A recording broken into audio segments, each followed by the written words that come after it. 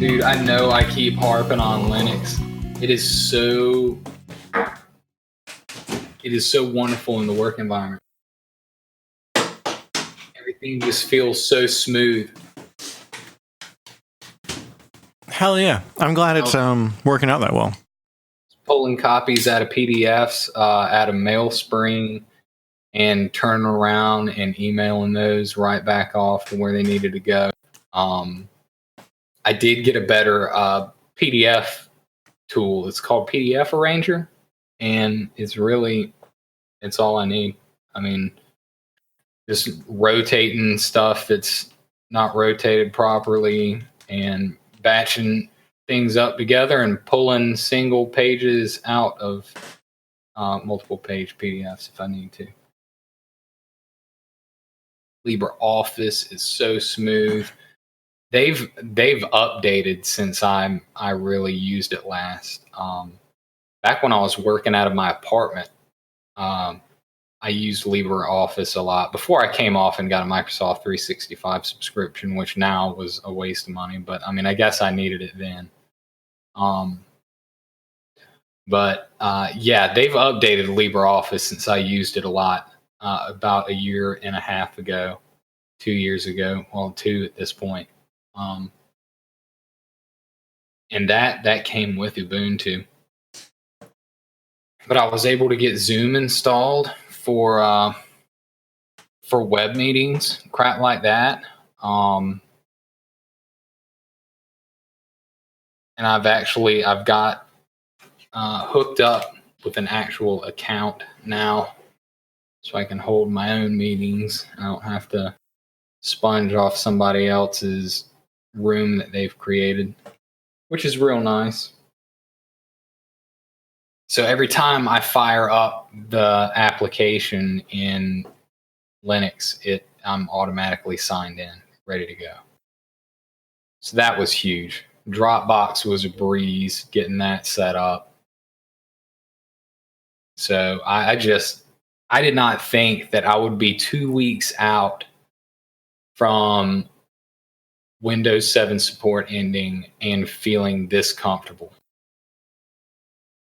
I'm almost sad at the end of the workday. Today, I was done with work, and I wanted to dick around in Steam and do a couple of things. And I had to, boot into Windows 7, and gosh, just everything looks so clean in Linux.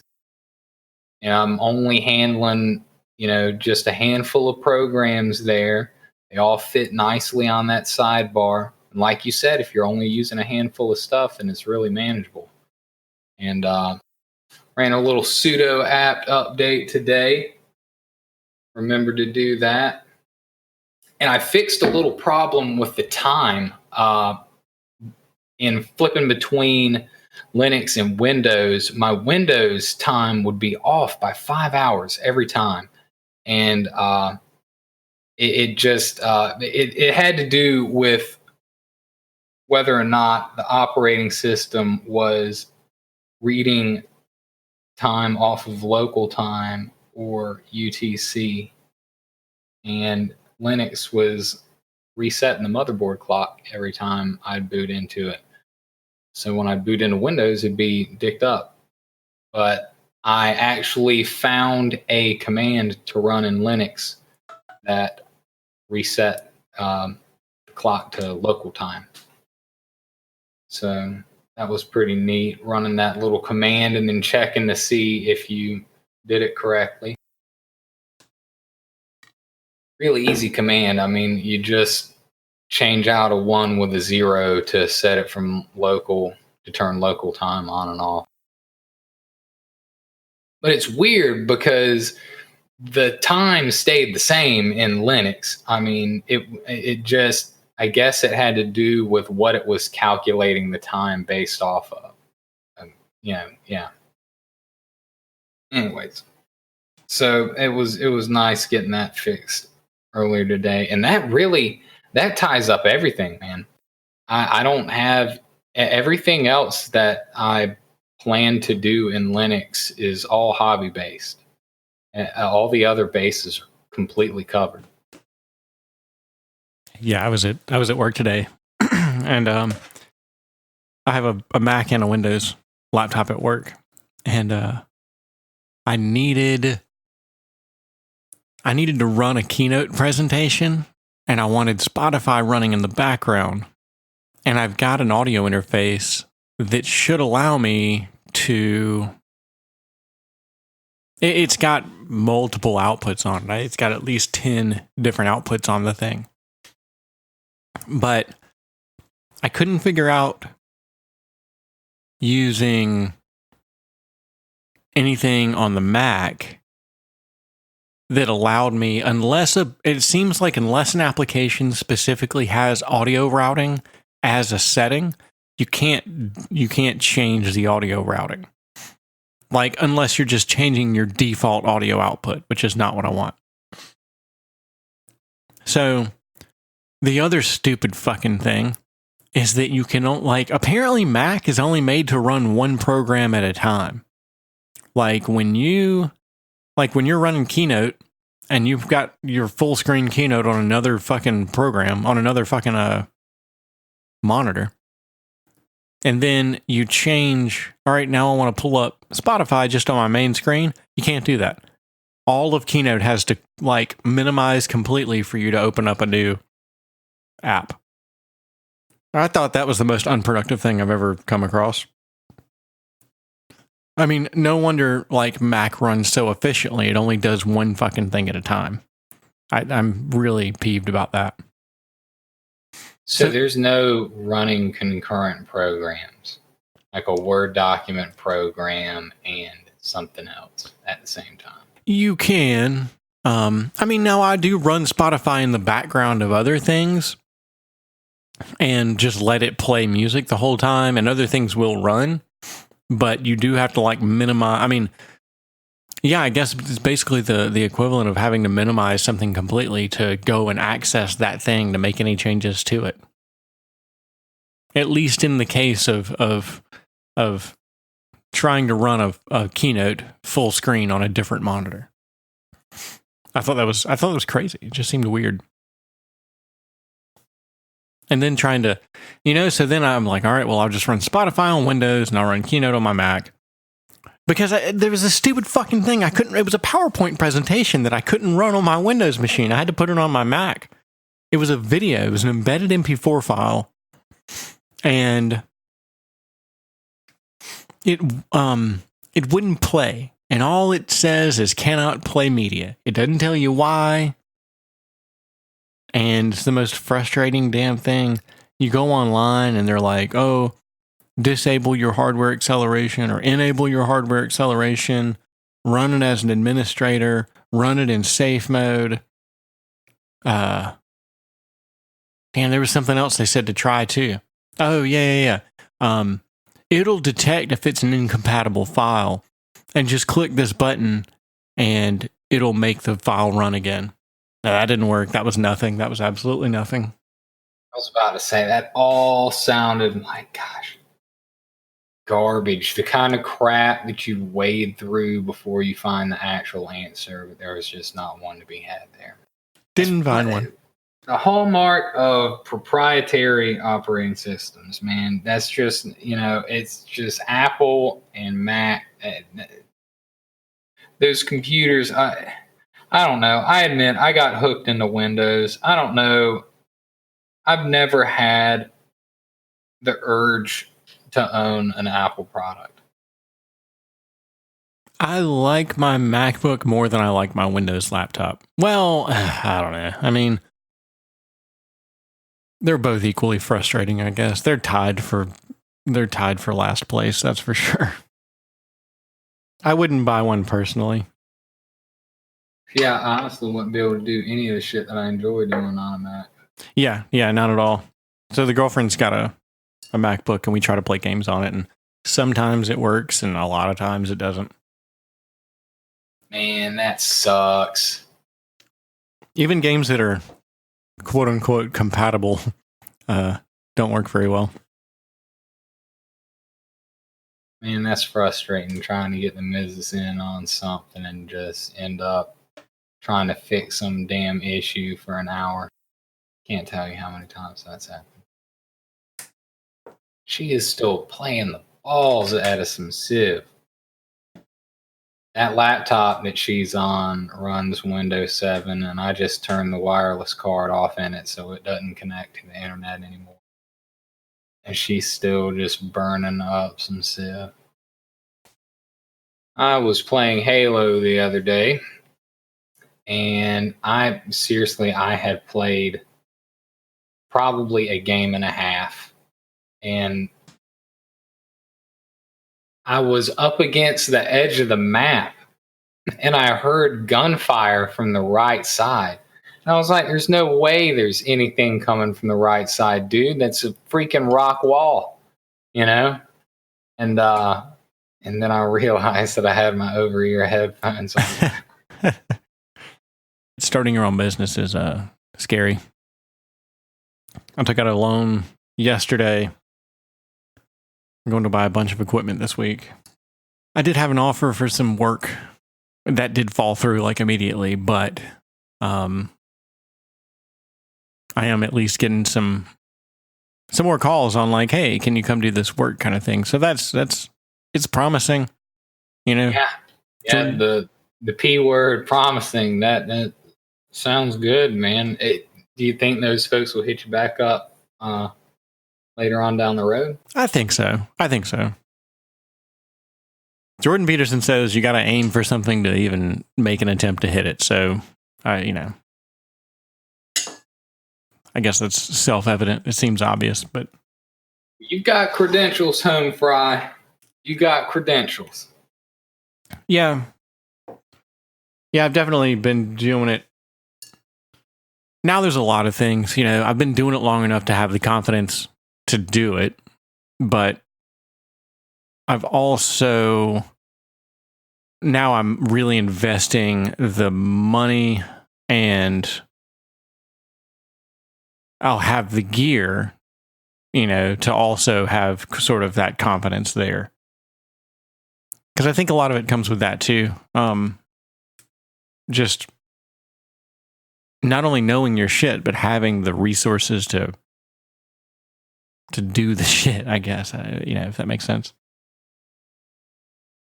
Yeah, I mean, they say you got to have money to make money. And I mean, getting that loan gets you some money to make money. It does. And the payback's not bad. This is something that made me feel better, is that I can afford the gear without getting any more business. So that makes me kind of feel better, though the pressure of needing to get the jobs would maybe push me a little. It would drive me harder.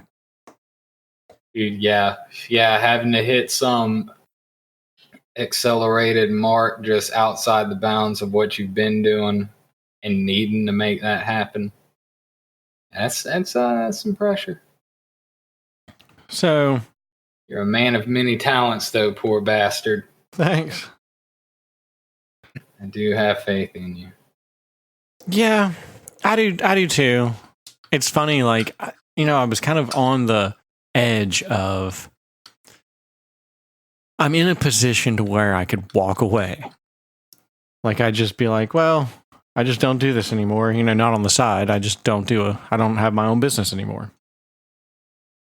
And I guess there's something freeing about that.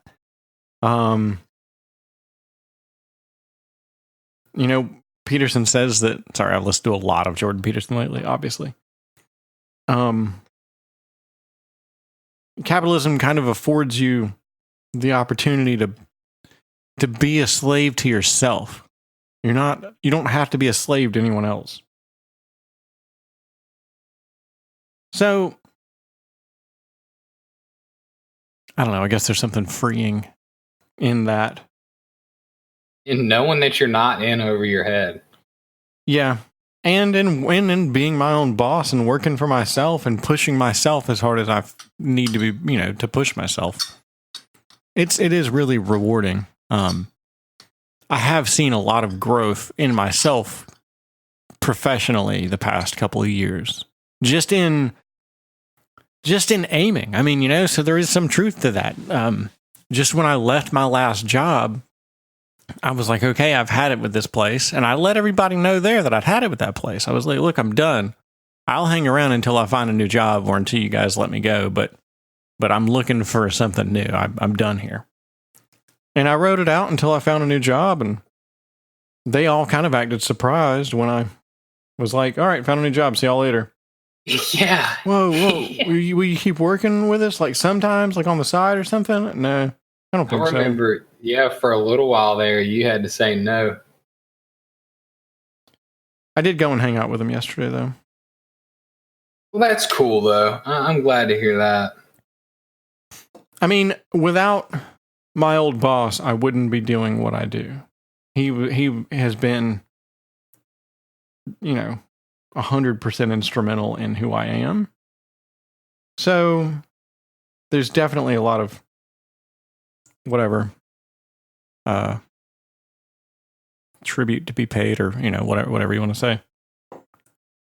I owe him a lot, not physically, but Yeah, respect where respect is due. Yeah. But like you said, you've grown a lot. People grow. Shit, you've come a long way since you did the Chevy Music Showcase, bro. Yeah. That was some years ago at this point. That's true. Well, good shit, man. It sounds like you're settled in the new digs and making moves, man. Yeah. I don't know if settled is the right thing, but I'm definitely moving and making moves. We'll kind of see where it goes. So what's going on with Peaches? What's going on with Princess Peach? Dude, I have not paid a lick of attention, and any clip that I've seen has been somebody standing up and giving a monologue. And I don't know, Yep. A lot of the Trump fans are like, oh, so-and-so totally smokes the Democrats. Oh, spicy fire.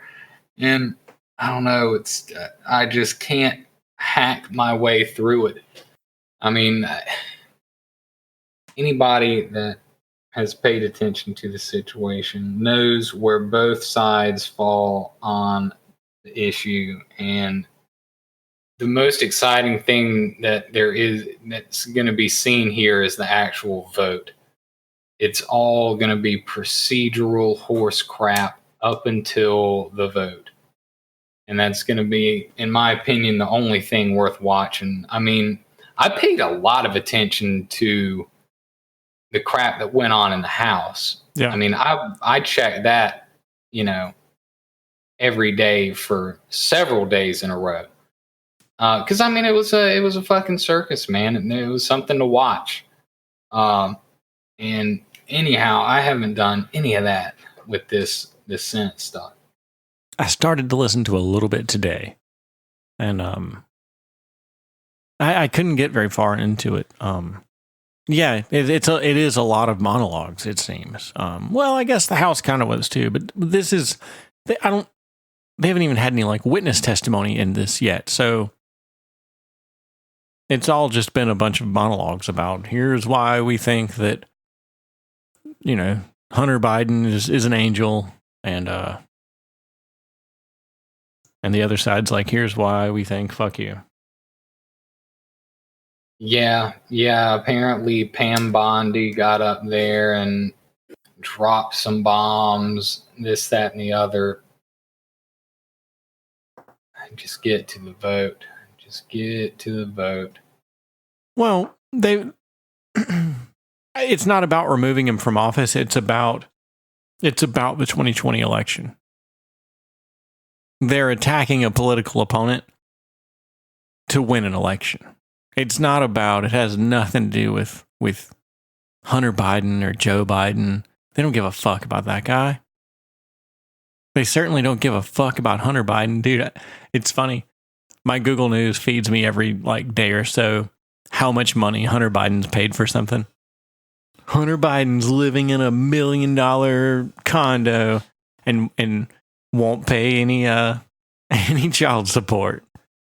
Hunter Biden was spotted driving a $100,000 Porsche and still not paying his child support. It's fucking weird, but it's funny. It's like some serious National Enquirer shit. Oh, it is. It is for sure. And it's entertaining, but it's at this point I'm like, this is kind of dumb.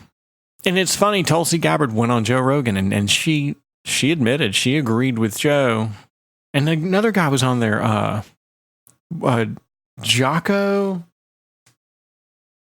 Willenick or something like that. Have you ever heard of this guy? No, that name doesn't ring a bell. Yeah, Jocko Willink. Jocko is a decorated, retired Navy SEAL officer, author of the book Extreme Ownership, How U.S. Navy SEALs Lead and Win, and the co-founder of Echelon Front, where he's a leadership instructor, speaker, and executive coach.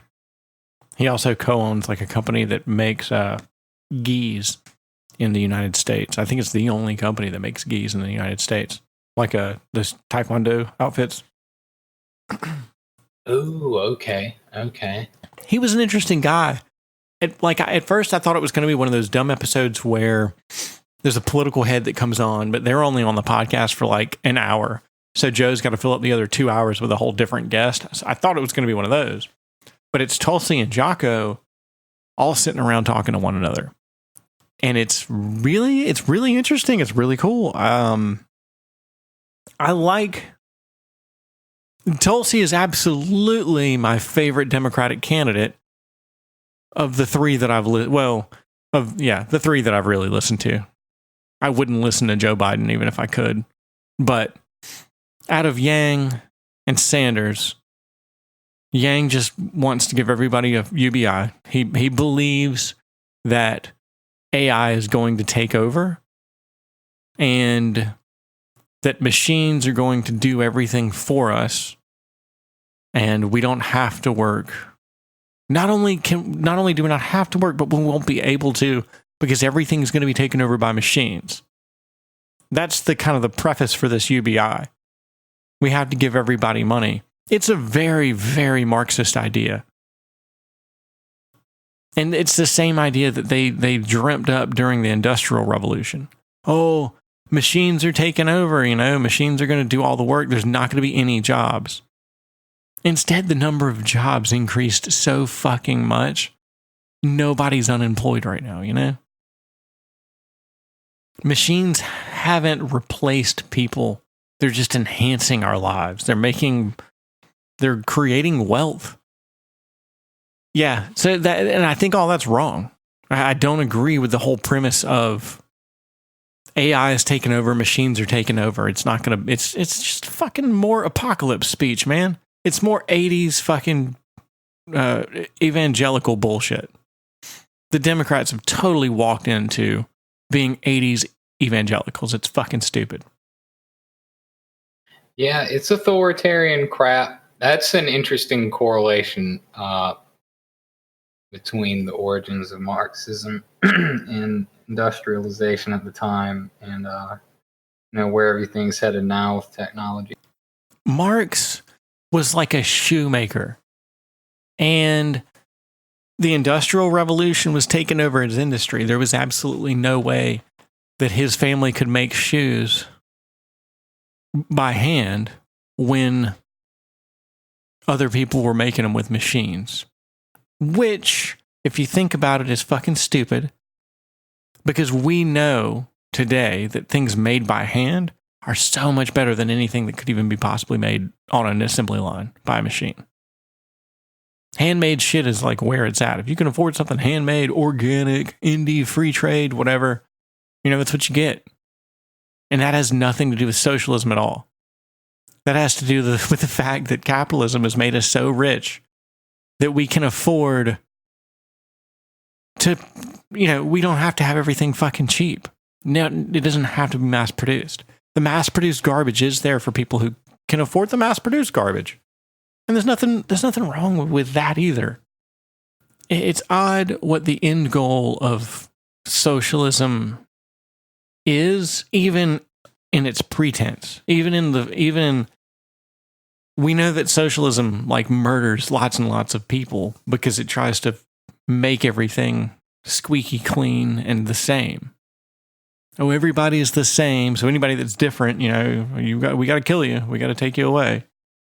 Yeah, I was about to say it requires a massive centralization of the government, which is eventually abused by said government. Yep. But the whole notion of socialism, the morality of socialism is built on this idea that not having to work and just having everything given to you is somehow a fulfilling life. Like, that's something that you should strive to achieve. Like, that's the life that they're fighting for. And it's like, no, you lazy fuck. You've got to work too. I mean, you've got to put work into this to make this keep going. Yeah, dude, if anything's worth having, it's worth busting your ass for. Yeah. I mean, I don't want to share too personal views on that, but I've had life experiences where I had to stick it out for a prolonged period of time, and that really was worth it. There were people that chicken shitted out that just couldn't hack it, and they didn't get to feel the way that all of us did. Those of us that didn't shit out and didn't shy away from a challenge. So, anyways, yeah, I strongly agree with the notion that there's reward in suffering to any degree. Yeah, I mean, that's the whole idea of sacrifice. So it's in these biblical lectures, Jordan Peterson talks a lot about sacrifice and how interesting sacrifice is. Like when you read in the Bible, it talks about how sacrifice was literally like you took your healthiest goat out on this rock and beat the shit out of it until it died. You sawed its head off. And that was literally sacrifice. Now it's more along the lines of you just bust your ass now for a better future, and that's sacrifice. Or you stop doing, well, what Peterson says is you do what is meaningful, not expedient. Yeah, and delayed gratification plays into that as well. Yep. And not experiencing the fruits of your labor immediately. And life's just not like that. Yeah, I know. Anyways, I interrupted you. No, you're good. You're good. Yeah, I mean, you're right.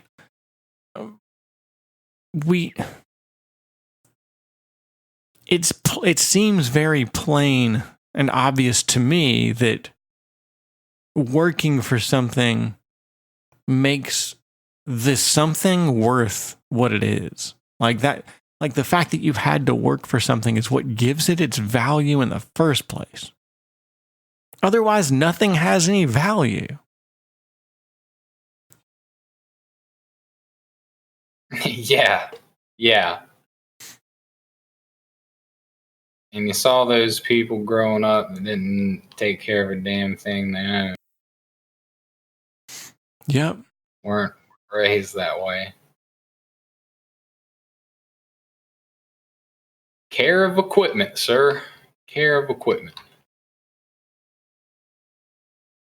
So that's Yang. That's why I'm not voting for Yang. Yeah, we were talking about Yang. Yeah, I mean, yeah, how the hell can you vote for something that's totally against your life experiences? I mean,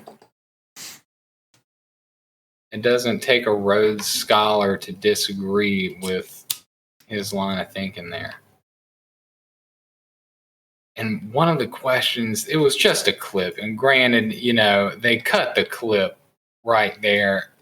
It was just a 2-second clip. One of the moderators asked him, said, basic income. And he said, yes. And the guy said, how do you plan to pay for it? And he goes, beg pardon? And the guy says, how do you plan to pay for it? It's like, dude, come on. You knew what he asked. And the answer is just a surreal amount of taxes. I mean, yeah, the government's not going to buy it. It's basically some stupid agreement that, hey, everybody has to chip in on this idea that I have, that if you don't agree with, you're a hate-filled bigot.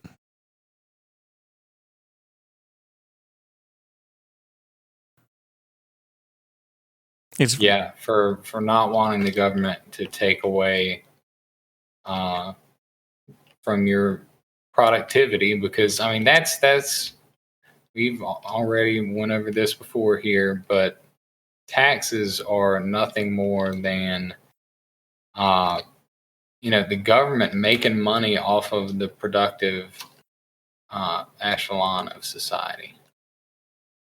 Because I mean, they're basically saying, "Hey, you made this much money this year. We're taking this much." So they take from you proportionally based on how productive you are. If I'm more fiscally productive this year than I was last year, well, the government gets more. Yep. Than they did last year. And yeah, just I don't know. I'm just not about that life, man. It's in that sense, it's nice that you do get some tax cuts the more that you have to pay. That way it's not just like barbaric, It's like, okay, I'm still paying you more dollars than I was, but it's not quite the same proportion. Yeah, because I mean, if there's not an incentive to go out and make more, then I mean, there's an incentive to hide more. Yeah, that and the human's going to find the stopping point where this is as productive as I'm going to be able to be for the money that I'm going to make. Yep. And just won't be any more than that. That's why the laws for the Affordable Care Act, the employer obligations, that's why it was such horseshit to me. They're like, if you have over X amount of employees, then you have to offer a health plan.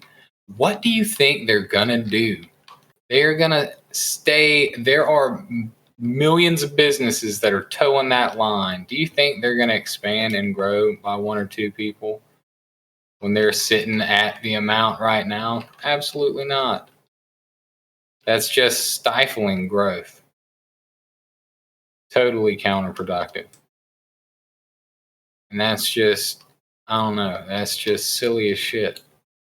Just for the life of me, I can't believe that actually occurred.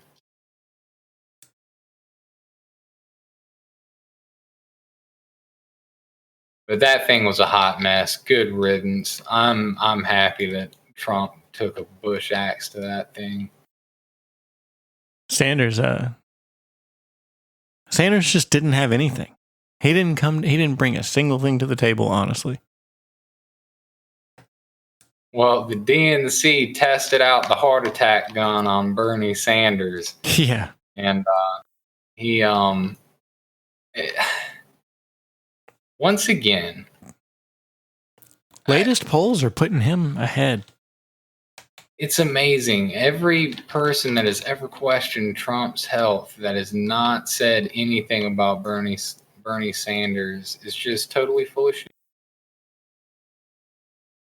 Yeah, Sanders is according to realclearpolitics.com, Sanders is rating higher than Biden fairly consistently.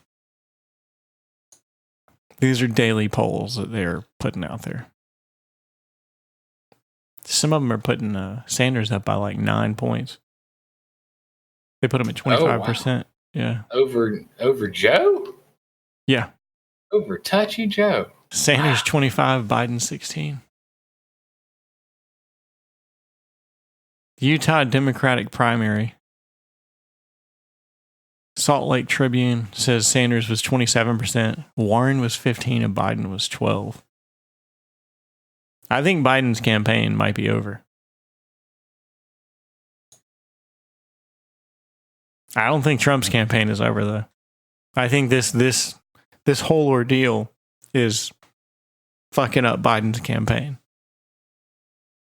And I mean, I don't necessarily think it's Trump's fault. I think if they had just dropped it, if they had dropped the fucking thing, nobody would have ever heard about it.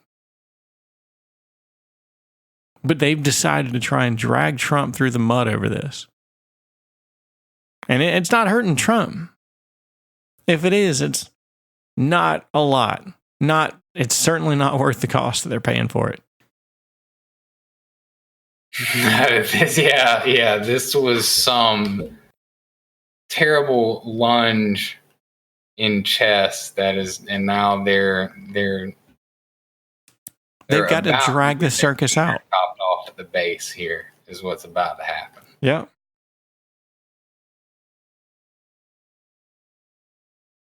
But yeah, I mean, it looks like Biden's really suffered for it. I mean, how many other nails in his coffin were there, though? You know, Jesus. If being Uncle Touchy wasn't enough. Oh, he's got a piece of shit son too. Yeah, who was leeching off of his government office. Whew. Lord have mercy.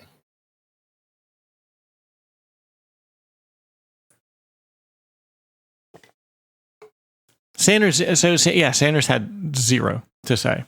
On Joe Rogan's podcast, he didn't give any answers for anything. He's got all these like just typical talking point ideas. And I didn't learn anything from him, you know? And he admitted he didn't have any answers. And he smoked weed. He inhaled, but only one time, and nothing happened. It was nothing happened. He smoked weed, but nothing happened. He didn't get high. What the fuck is that? Why?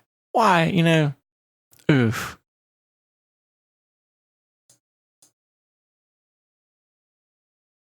Bill Clinton. Yeah, I never inhaled. What? You think people believed him?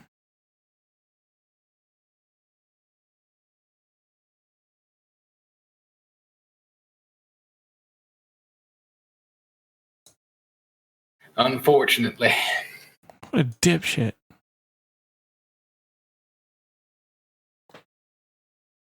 Dude, I think I mentioned in our last episode that I think the Clintons are the most terrifying, powerful family ever.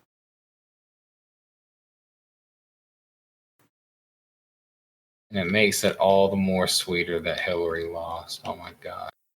Yeah. The rumors that she ripped apart that hotel room. I wonder if that was real.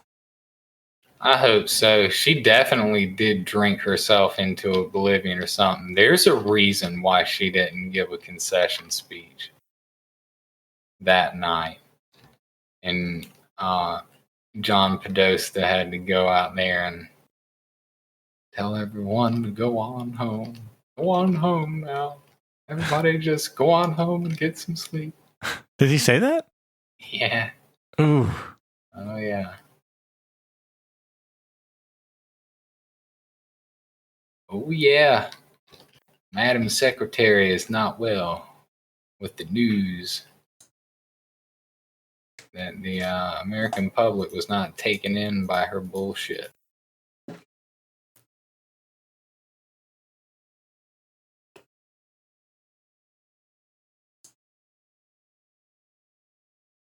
Well, dude, I know you got some Halo to play. We can cut it. Oh, word up, man. Trying to think. I want to think there was something else I was going to bring up in the podcast. What? Nothing really on the Super Nintendo side. Man, I jumped back into Xenoblade Chronicles. It's good. Yeah, you said you've been playing the crap out of that. I just made myself push through this one part. I just grinded. I grinded just a little bit and jumped back into it, and I took it down. I was like, all right. I knew I just needed to grind. That's usually the You know, the itch that needs scratching. yeah. Well, that's any answer to any JRPG, basically. Oh, I'm stuck at this part. Well, you know, go kill some regular guys out in the field. Need to get a good RPG rolling for Linux. Just get something rolling in my Steam library. Hey, I saw Valkyria Chronicles has a newer game in the series that's out since the first one. I think you bought me the first one, man. That's a really good game. I think I did.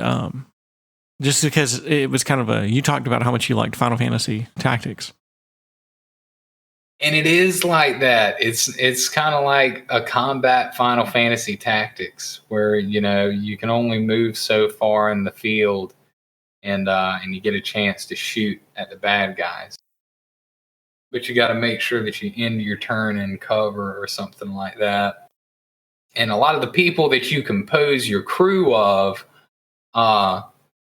there's like a pool of them, and some of them work well with each other. They're friends, and they might be in different combat roles, but if you have them together, then they get combat bonuses and stuff like that. Yeah. Can you develop relationships as the game goes on?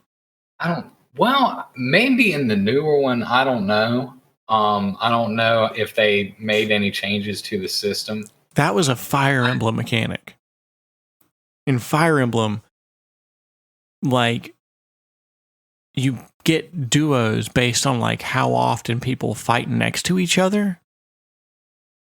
And they start to get bonuses once you get them paired up for like the rest of the game. They've got bonuses to be next to each other. You know what I mean? That's an interesting dynamic. Yeah, I like that. I like stuff like that. Final Fantasy Tactics had something similar. It was all based off of their zodiac sign, but I never understood that. I never made decisions based off of that, which is maybe why I had difficulty in some areas, because some zodiac signs don't work well with each other. Like if your priestess is casting heal on somebody and their zodiac signs are adverse, I guess you could say, then there might be more of a chance for her to miss that heal or something like that, which can be costly. I tell you what, in some close ass Final Fantasy Tactics missions there, it will come down to this one heal that you got to make on somebody. And a lot of times it ain't for the win. It's just to keep the fucker going. Damn. That shit gets tough later on. You'll be leapfrogging like that. There's some Fire Emblem episodes that are like that. I've got Fire Emblem, the first one for the 3DS, whatever it's called. And it was like that was the first game I got, I think. And so yeah, I mean, I played the game all the time because it was about the only one that I had. And yeah, it was a really good game. Really hard. If you lost a person during a battle, they were gone. Like, you got a new team now. Sucks. Yeah. You've got like 3 turns in Final Fantasy Tactics to run up and cast a Phoenix down on somebody or get a raise spell off. Because if the turn timer goes off and 3 turns go by, then their soul turns into a crystal that you can run over and pick it up. Sometimes bad guys will drop crystals, and I think you'll either get money or a chance to learn a skill that they had. Oh, wow. Oh, so they're gone. Yeah, the bad guys, yeah. If you kill somebody, you kind of want to be wary of that, of the bad guys' turn timer going off. Oh, it's you choose between getting your health and mana restored or learning a skill. Oh, wow. It's pretty neat, man. You want to, early on decide who you want your main like 4 randos to be, because you're the fifth, being the main character, and you want to have them go up certain job trees and get certain skills, because as they progress, they'll be able to use their current jobs skills, but you can also have the skills from another class that you've learned shit in. So, if you early on, the chemist is the job class that can throw health potions. They don't cast, but they can throw health potions. So you may want to have somebody go chemist so they can throw stuff, and then later on down the road, that dude is gonna come in the fucking clutch when you need him to throw a freaking health pot over at your healer, so your healer doesn't have to blow a heal on herself or something like that. It's pretty sick, man. There are the further up into the job trees you get, you're facing other enemies of those jobs and stuff. And the boss fights are nuts, man. There's one of them that you can cheese. It's just that boss fight is just you and the boss monster. And I mean, obviously, if he gets a hold of you, he'll tear you up. But what you can do as a squire is you cast a spell called Yell on yourself, and it gives you +1 speed. And your speed modifier determines what your order is in the turn list. And you could run around this room without him catching you. If you skirted around the room just right, you could kite him around the room and he wouldn't be able to catch up with you. And what you do is you just keep running away from him and casting speed +1. And I'm serious, you do this shit for like 5 minutes. And soon your speed modifier is going to be so great that you'll be able to take like 3 or 4 turns in a row. Like you'll be able to move and make an action 2 or 3 times before he can even make one move. And that's how you cheese that boss fight. And that ain't even in the beginning, too. That's like halfway through the freaking game. It's nuts, man. It's nuts. It's chess, man. It's chess. Back in the day, I used to play that shit on my PlayStation 1. And I'd have my Walkman next to me, and I'd be listening to like Stain and shit like that in my headphones and just grinding the shit out of some Final Fantasy Tactics. Did you say Stained? This is like back in the 8th grade. Yeah, Stained. Yeah. Dude, no shit, dude. I used to love Stained. Back in straight up middle school. I really like their first 2 albums. Yeah. I still go back and listen to some new metal. I like this band called Cold a lot. Their first album was just really good. Oh, was that Stupid Girl? Yeah, that was like their 3rd album, I think. They're good stuff, man. I ended up seeing them live, I think on that tour, on the Stupid Girl tour, and it was good. I met their drummer. I got his autograph. It was pretty sweet. Oh, hell yeah, man. How about that?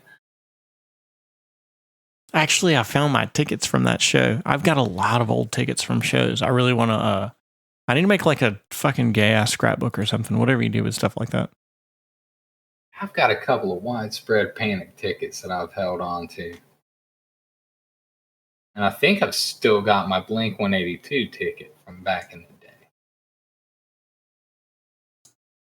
That one needs to go somewhere.